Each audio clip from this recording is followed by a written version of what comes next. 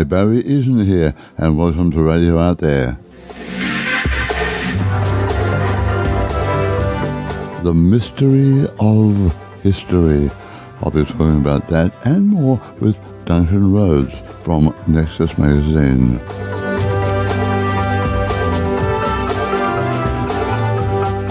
Was Plato real? And was he really talking about Atlantis? Or were they forgeries, medieval forgeries?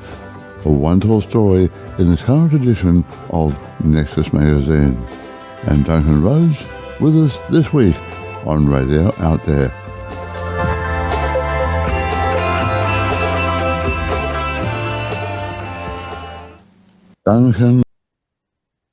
Duncan, good to see you once again. Good morning, Barry. I can't believe 2 months has gone already. Oh, that's very true. But I have to tell you that when I read your editorial and received the latest edition of Nexus, my eyes lit up. Talking about history, one of my favourite subjects. I studied ancient and modern history, and at one stage thought of becoming an archaeologist. But history is now, I was very disturbed in your editorial to say that education is now pushing history aside. How terrible. Yes, yeah. Well, it's quite widespread too. In fact, it's symptomatic, as I mentioned in the editorial. And we're discussing Nexus Magazine, Volume 32, Number 5. There's only one more really to come out at the end of this year. Now, basically, the editorial laments both the drop in the IQ of the Western population and the idea that the winners write the history books. And we've got a couple of articles this issue which we'll be discussing soon.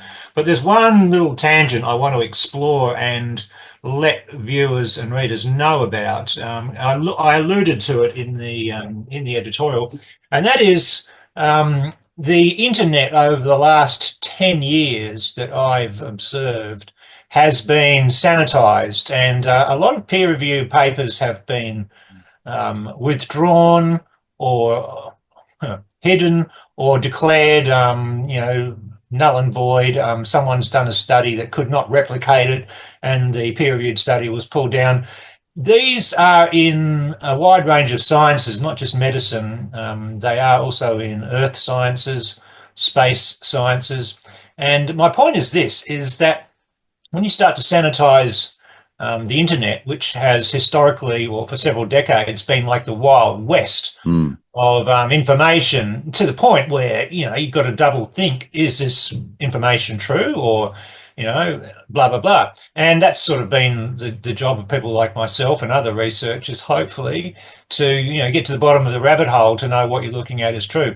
Now, in the advent of artificial intelligence, if you look around within the last 2 or 3 years since AI has become usable and accessible to average people, so much so that your smartphone now just downloads the AI app, usually ChatGPT, and between asking verbally out loud or typing in a command, and in some cases the smartphone senses what you're going to ask and will have a guess at, like the Apple AI in that will try and take it a bit further. But what's happening is the days of people using their phones or computers to go to Wikipedia or use Google to find information, or even use YouTube to find information, they are moving to where the average person with a smartphone is basically using ChatGPT to find out everything. And it means that, if you want an email written, a reply to a business letter, I've heard of people using it to manufacture vehicle logs to satisfy the tax department, and it does it within seconds. And you can say to the app, okay, put in a few more recreational trips, make sure it matches the odometer, and away you go. And that saves somebody hours of rigging up their own books just for and the uses are endless. A lot of people using it for work and education. So what is happening is the number of visits to the more popular websites of the last 20 years is dropping dramatically. People are no longer going to google.com or YouTube necessarily and asking these questions, and especially Wikipedia. Wikipedia is emerging as probably the I guess, the encyclopedia of the internet that AI Mm. uses. And no surprising, Wikipedia over the last 20 years has been sanitizing its content all the time while asking for money. And Yes. just recently, it started to remove. I mean, once upon a time, I had my own page in Wikipedia. I didn't put it there, but because Nexus was, well known, and I was the editor, there was a whole page devoted to me. And I tried a couple of times to make corrections on it, but it was just such a waste of time. And then after 2 or 3 years, it was taken down. Bit of a blow to my ego about 25 years ago. But more recently, we're seeing quite interesting scientists and other people who are being removed from the internet, mainly from Wikipedia, I should say, in terms of their direct page, mainly because of the non-mainstream narrative stance of them. So even Wikipedia, which AI goes to instantly, and for just so people understand, when you use ChatGPT or most of the mainstream AIs, like Bing AI, which is in Microsoft, and Facebook's got its variation, and Instagram, when you Mm. use those AIs, they pretty much are looking at Wikipedia, Reddit, YouTube, and a few other highly visited forums to get information. All of those source places are incredibly woke, biased, and very heavily moderated by what I would call intelligence agents and think tanks, and literally the CIA and the equivalent of MI5 and MI6. So the source information points for AI are way more sanitized than the internet was, and this is getting worse. And I mean, the other day, Wikipedia removed the entry for Colonel Corso, who was very famous, very well known in ufology as one of the colonels in the US Air Force who oversaw a lot of stuff back in the days of Roswell, and was particularly known for his comments about how much technology was back engineered from Germans and possibly from ETs in terms of, um, looking, what do you call it? Seeing in the dark technology, the computer chip, and other technology has been attributed to non-earthly sources. So, getting back to the editorial, where the victors of historical battles and culture wars have basically rewritten the books so that people growing up see that era as the good guys. I mean, you don't want to grow up in a world and you think, oh God, that era before me were all heathens who committed genocide and adultery. You sort of want your people growing up in a culture that strengthens the existing narrative controllers. And we're reaching a point now globally where the Western nations are in lockstep geopolitically on everything. More recently, and this is going to come out in Nexus, but we've been talking about it for 25 years. More recently, we are now in global lockstep on the timetable for everybody to have a digital ID verified Yeah. before you can access the internet. And they're Mhm. saying, YouTube, Facebook, X, and Twitter. But I can absolutely tell you now that it won't just be the pretense of protecting Australian children from pornography. It won't be very long, if not straight away afterwards, that the banks demand that you have the digital ID to access your account, telecom, the gas, the resources. And for Australia, it's going to be almost impossible to resist the digital ID because we have an unusual situation in Australia. In Australia, we have a lot of public servants. We're a big nation. We don't have a huge population, and we Mhm. have local councils, state governments, and a federal government. We've actually reached the era where the state governments should all be sacked because most of them are criminal organisations. But that's a topic for another Well, I day. saw a headline the other day saying 50% of Australians get their It's more. money from government sources. Yeah, it's more. When you look at the direct employment of the council, the state, and the federal government, it's huge. When Mm. you look at how much money is allocated through, especially federal government bodies like the NDIS, pensions, you've got super funds, etc. When you look at how many Australians are actually dependent on one of the three government structures, and I'm talking businesses who've got tenders with the government as well. I mean, if you personally or your business is dependent on a government infrastructure to provide you with money, um, you will have to have the digital ID. And in Australia, you're talking well over 50%. I reckon it's up nearly two-thirds I of wouldn't be people surprised. are going to be Mm, directly or indirectly affected by this. And they will say, I mean, I've spoken to this to people 2 years ago. I've said, if you want to oppose the digital ID, you need to get off any nipple that you're on with the government. And I mean, one of them has been on some form of pension dole because of an injury for 15 years. And he said, well, I'll have no choice. I'll have to mm, take it, even though I oppose it. And I said, well, I said you didn't think very hard and long about that before you caved in, but it's symptomatic of how a lot of Australians are going to be. So there might be a lot of mm. resistance in other countries where you see people taking up arms, but here in little sunny, cushy Australia, there's not a lot of incentive for the average person to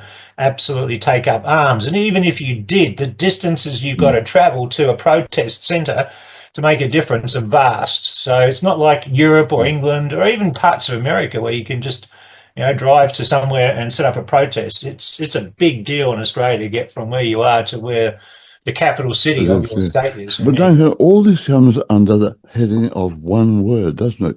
Control. Because history written by the winners, now future history is being written by the other type of winners, those who are in control. Yeah. And that's Um, AI. Yeah, well, and the thing is, it's been visually and it's this has been known about for decades. In the 70s, the American Christian community started leaking books like None Dare Call It Conspiracy came out, which openly, said it, and they were bestsellers.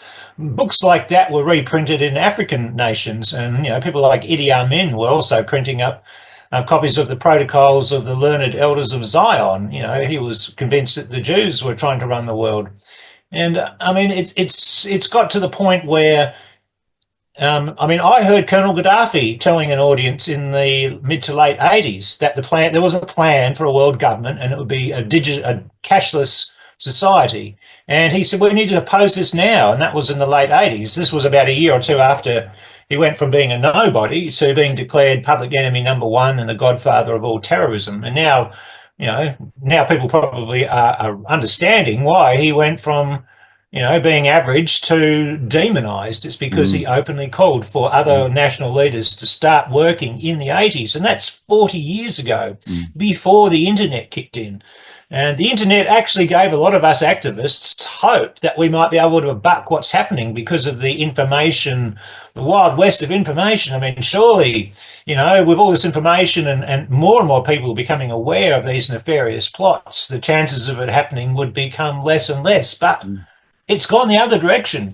And as we've mentioned in the editorial, over the last 100 years, they've lowered the IQ of the Western population across the board. I mean, you do have smart savants who appear now and again, and they are, truly incredible.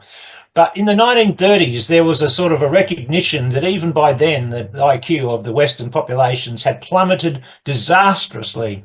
So much so that top scholar, children in, say, the equivalent of grade 9, 10, or 11 were not able to do the end of year exams of children from 50 years earlier. And if you look at some of those exams from the 1870s and 1880s, university students today would not be able to do them. And mm, there's just so much, it's not so much what you know, it's how you apply the information that you've back then memorized or you understand the relationship to. So it's not just accessing information, it's understanding the context of the information. And anybody can go in online and you can go to those vast troves of information. In Australia, it's actually called Trove, and you can look up every old newspaper. mm. Same in America. Sometimes you can access it for free. Sometimes it's a monthly fee. But if you look at any even back state of America, say Alabama, sorry, Alabama people, but go look at the newspapers of Alabama in the 1870s and read how the sentences and the words are structured. The same in London, same in Paris. People thought differently and they spoke differently, and it gets to the point where you can uniformly lower the IQ of a population to the point where they don't know that they're now stupid compared with their predecessors. Now, And the Duncan, you are painting editorial, a very Orwellian picture here. it is. I mean, we now don't have the IQ to understand that we've had a precipitous drop in the IQ. We don't have the IQ to recognize it. We don't have the IQ to be able to turn it around and fix it. And it just means that humans become the equivalent of a herd animal, where our feelings are more desired and used to provoke a cultural or social change than facts. And you've seen the memes going around the internet. Society's reached a point where feelings are more important than facts. And we'll adjust our behaviour. Mind you, we are coming out of that phase, we hope. But the whole DEI, transgender, I mean, people had to hop around. And so, if somebody said, my pronouns are they, them, and demand everybody use it, it's like, well, we are changing our behaviour to make up, to compensate for your mental illness, basically. And it's just that's where society has got. It's still there in some places, but parts of America are moving away from it. The federal government has said we're going to ban this, but many state governments are still doing it. Many nations are still doing it. And when it gets to the point where the feelings are the most important thing and laws are around the feelings, like in England, if you offend somebody by your protesting, I mean, you can actually stand there silently praying outside of an abortion clinic 100 yards away, and the police will come and arrest you for your silent praying, even though you haven't said anything. I mean, it's all coming down to feelings. The law is moving more towards arresting people who upset the feelings of certain other social groupings. And mind you, I can tell you with 100% assurance, they will never care about the feelings of people who think outside the box or are conspiracy thinkers or are anti the mainstream narrative. The feelings of those people doesn't count. No, fair enough. All right, well, look, let's move on, because history has shown, and a part of the article and your editorial is the fact that this was also done in ancient Greece, ancient Rome. There's no way of saying it's only happening now. It's been going for a while. So let's go back into history and just see how things have changed. A wonderful story about the Atlantis, Plato, and medieval forgery. Yes. Just forgery all the time, isn't it? This is a wonderful story. I mean, I have always been fascinated by Atlantis. I'm sure most of our viewers and listeners are as well. And that article that you have there right now is fascinating. Yes, I know. It shocked me too. And kudos to Brian Bray, who popped out of nowhere and said, you might be interested in this.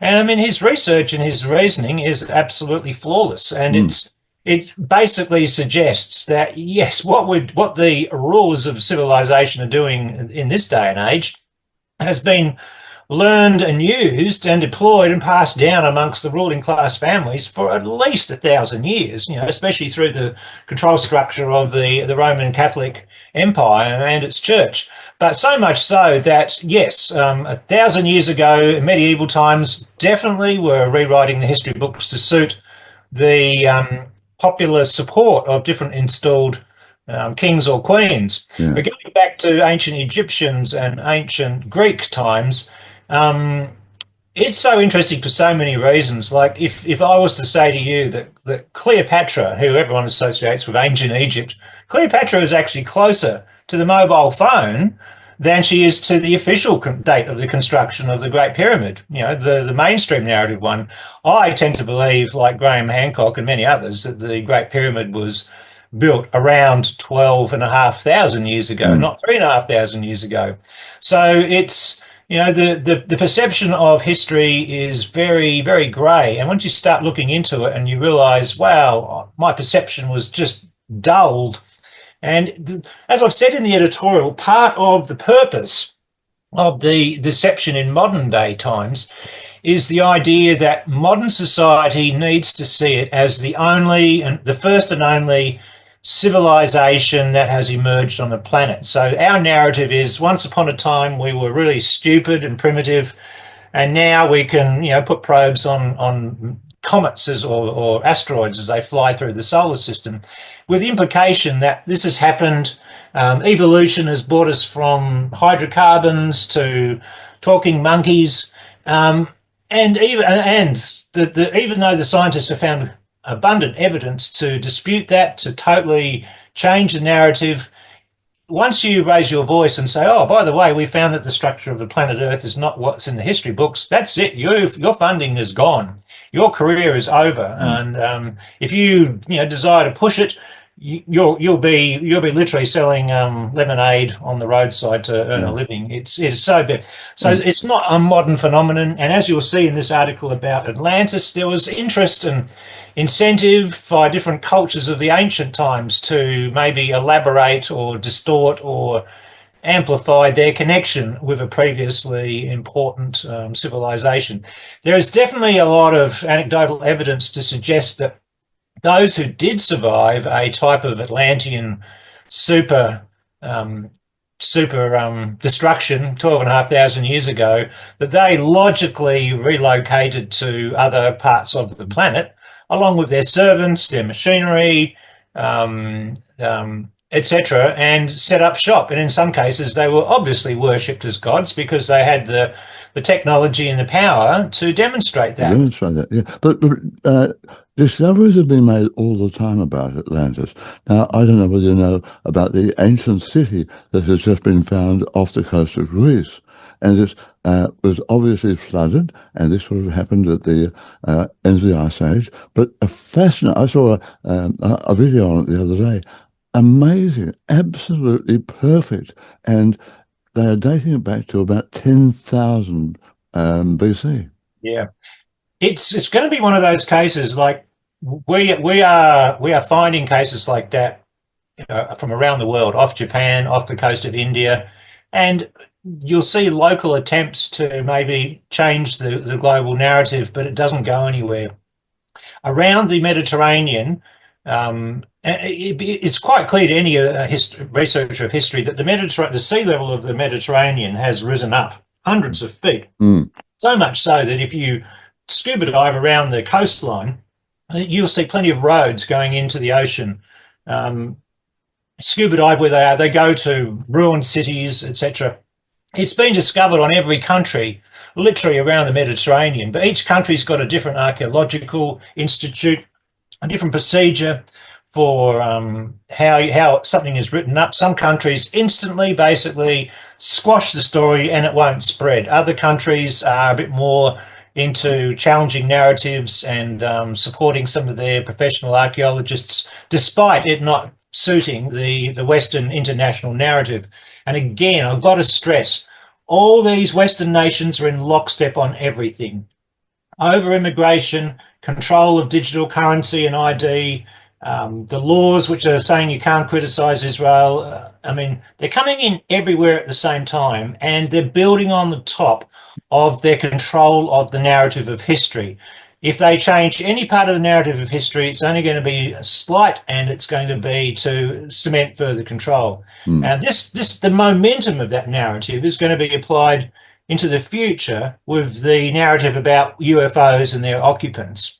Mm. There is no way that they will say that some of these UFO visitors are ancient Earth humans from civilizations maybe millions of years ago that achieved science and technology past where we are and went off into the stars Yeah. and maybe mutated or changed themselves a bit to suit different planetary positions. And then one day they decide to visit their ancient historical home, Earth. And they might look vaguely Mm. humanoid, but we perceive them as aliens. But they will never allow that narrative because it undermines the narrative of Mm. the control of our species through the idea that we've evolved from literally mud puddles to superhumans. Yeah. Let's go back to Plato here now, because I've always been fascinated by Atlantis, and his book Timaeus sort of arrived, and then there's a lot of controversy, which is in the article in Nexus about the forgery in medieval times, that whether or not a lot of it was forged by people, scribes in the church, etc., etc. But the whole area of Atlantis is examined in this article. So let's talk a bit more about that. Well, what you found is in ancient times, even 2 or 3 thousand years ago, you had civilizations which we think of, well, obviously they didn't have electricity.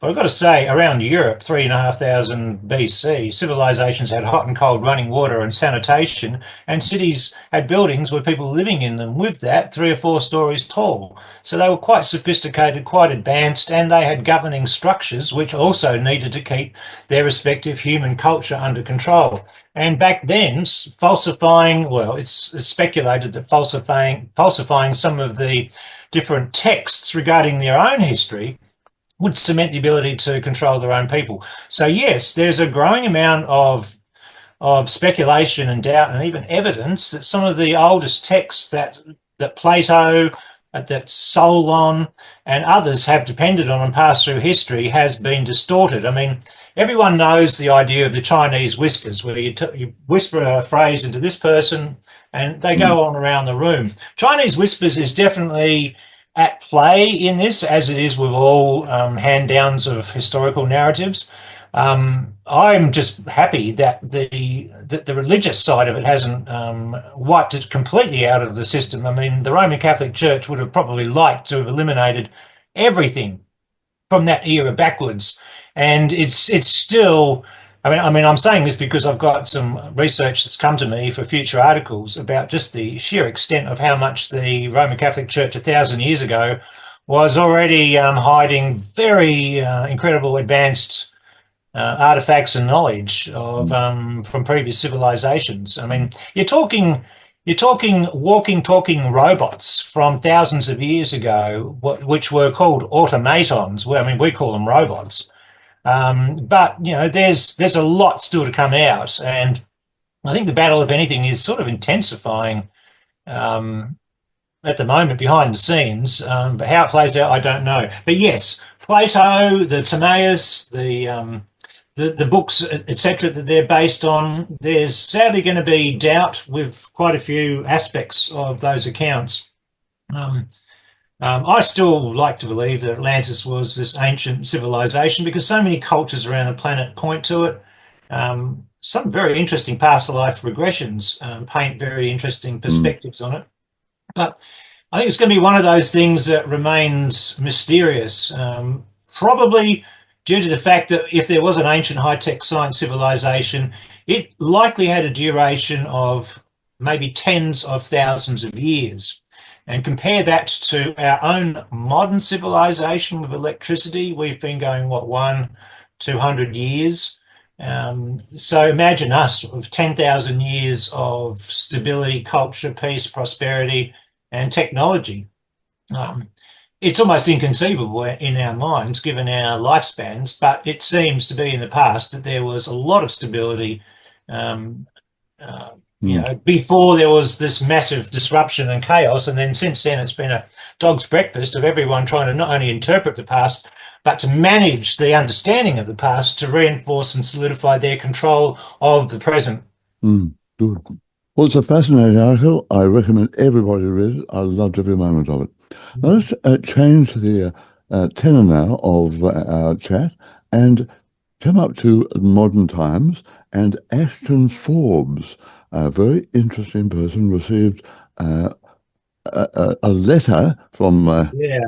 a wonderful source about the MH370 mystery, and that uh, comes under strange times in Nexus, but boy, oh boy, it's a great, great article. It is an interesting read, and it all started with the disappearance of MH370, which has baffled and it's a mystery because everybody sort of who dives into it comes to the understanding that the superpowers of the planet have the technology to observe everything.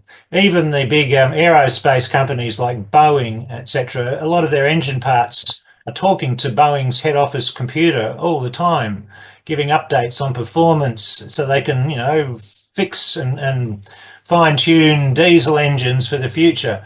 So the idea that it disappeared off the radar and no one knew where it was is obviously a complete lie. And that isn't without them wanting to reveal, aspects of their secret technology. Now, I dived into it not long after the time. I probed a couple of contacts with very good security clearances. And what I got was very clearly that the event was known in advance, and it was filmed. And from the conversation, I assumed it was a UFO or an ET event, I'll be honest. And I sort of remember thinking to myself, why would all these Earth forces film a UFO event taking place? Like, it was a hostile, was it done in agreement? But, I had more questions than answers, and I can only ask so much. But it did make a lot of sense. And back then also, for the people who were doing deep dives, there were multiple witnesses who saw the plane in the vicinity of Diego Garcia, the US, or the joint UK-US military base, with a lot of very advanced technology believed to be stationed there. And hence the reason for me publishing this letter. Now, in the last couple of years, a researcher has emerged called Ashton Forbes, and he has polarized huge parts of the Twitter sphere and parts of the internet, purely because he's self-described as being on the spectrum, which means manners and politeness and abruptness and mood changes are par for the course, which has disrupted the normally the normally American perspective of how we engage in UFO dialogue on the internet. And in some ways, he's been a bit of a breath of fresh air, in my opinion. But he started doing some very interesting deep dives, and at some point, somebody leaked to him film footage of the MH370 craft flying along, and then all of a sudden, a white orb appears, which starts to go around the craft. So if the craft's flying along here, the orb's going like this. And then a second orb appears until there are three balls of light equally spaced going around the craft until it reaches a sort of crescendo, and then there's a flash of light and it's gone on the film. And then a second, I'm really nutshelling a whole lot of stuff, and a second clip of a second perspective of the same incident appeared. Now, Ashton has detailed the satellite and surveillance equipment which was used to film one. But the idea that there was two different sets of eyes on that event definitely says to me it was foreknown by multiple Earth agencies. And but this letter emerged as a response to Ashton getting a lot more attention on the internet. I believe Ashton got on a couple of high-profile podcasts, which really lifted his people's awareness of him. And don't get me wrong, a lot of people have abandoned him because they have followed a steered narrative where the film footage was explained and everybody sort of thought, okay, I don't have to follow this anymore, and they got off the bus. But if you stayed on the bus, you realised, no, it wasn't explained. There was an explanation for the explanation, and the mystery continues. But the majority of people got off the bus, so I'm being very brave by publishing this because a lot of people in their minds have got the answer down pat one way or the other. And this is going to probably upset them. Out of the blue, Ashton received a letter, and it was posted publicly on the internet at the same time it was sent to Ashton. And the letter we have published is what's in the Strange Times. And it basically purports to be a letter from a person working at Diego Garcia, who briefly basically says, been doing this for years, we have technology you can't believe, this is basically how the technology works.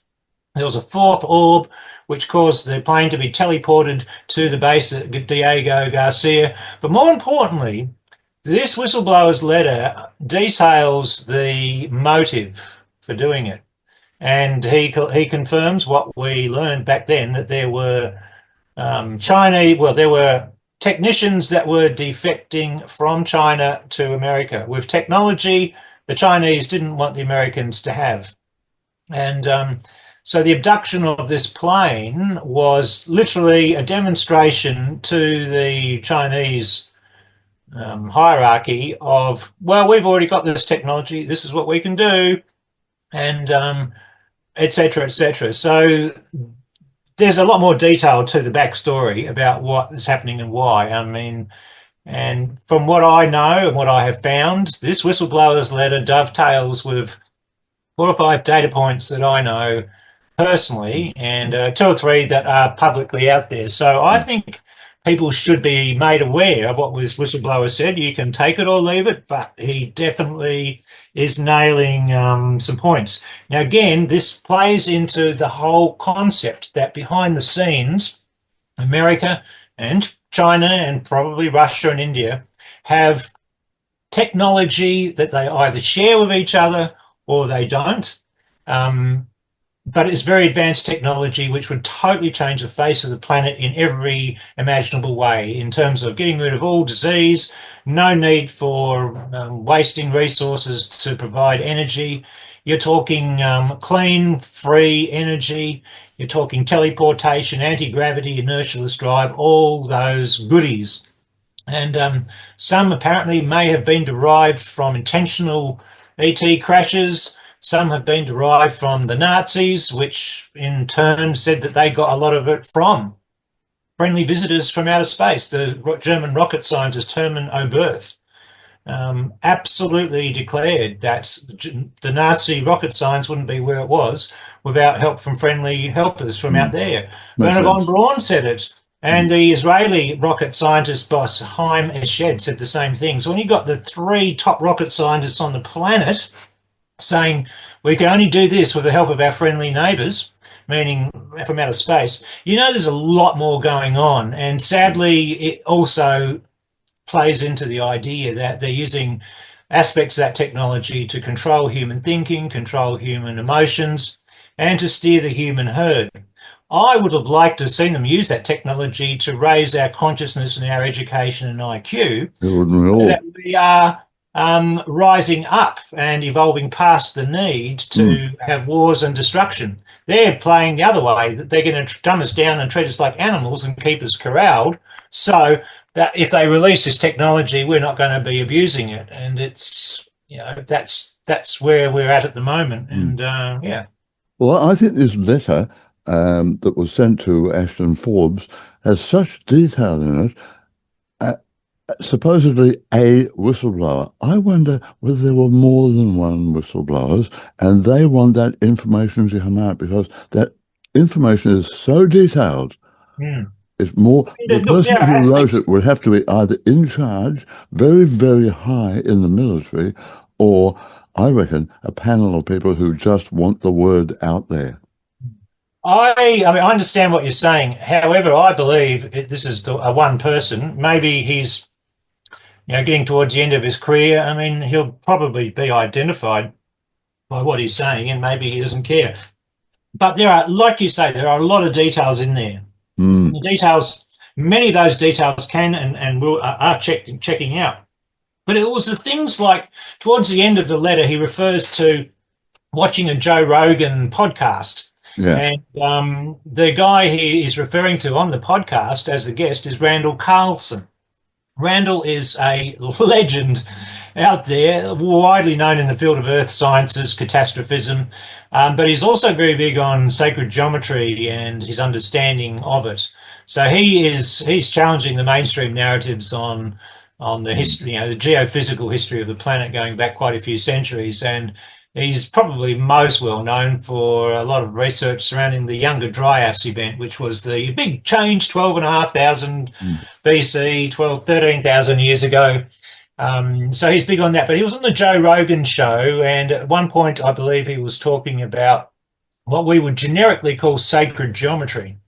And the whistleblower basically says that the technology, he said the technology behind this teleportation and what they're doing, he said is actually so elegant and so simple if you understand, and he said it's reflected in sacred geometry, which to me is a really big sign that he's speaking the truth and he understands. A lot of people give power to sacred geometry itself as if it's something important. And I understand that, but sacred geometry is actually a result of higher order or literally higher order. It's like that is going to be the natural end result, and we'll look at fractals and things and say, "Oh, that's a sacred geometric thing." It can only be that way. We look at the resulting form and go, "Oh, that's sacred geometry." But again, it's a result of a cause. And you can see that the whistleblower understands that too, and that puts him above somebody having a go at generating a make-believe story. And believe me, the internet is full of people generating make-believe stories. The idea of, I mean, if you go to Godlike Productions and other places like Reddit in the heyday, and in fact, Mm. this whistleblower letter, I believe, appeared at Reddit as well. But you'll find endless cases of people pretending that they're working in a secret base and they're sick of life and they're whistleblowing. But 99 times out of 100, everything in there is never above what's also already available on the internet. But now and again, a person will leak and it's got a different feel to it. And it will have reference to concepts and ideas that are not widely known, if at all, on the internet. And they're the ones that capture my attention and interest. And this one ticked a lot of boxes in that category. So be warned that there are people out there who say Ashton is a kook and that the footage has been debunked. I would challenge that and say no. If you dig deeper, you'll find it hasn't been debunked, and that there's a lot of aspects of both Ashton's narrative and the whistleblower narrative which are 100% there. Well, Duncan, once again, time has beaten us. We've talked so much, and I still haven't got across to a wonderful story about rival claims of the world's 16 crucified saviors. So maybe we can come back and do that on another occasion. We have to do that because that's the biggest example of the winners writing the history books. That is for sure. So let's leave it there, and I look forward to coming back and exploring that. And maybe we can pop another little story in there as well. Who knows, at the same time. You know me, I'll just talk until you tell me to stop. Duncan, thanks a lot. Always a pleasure. Thanks, Barry.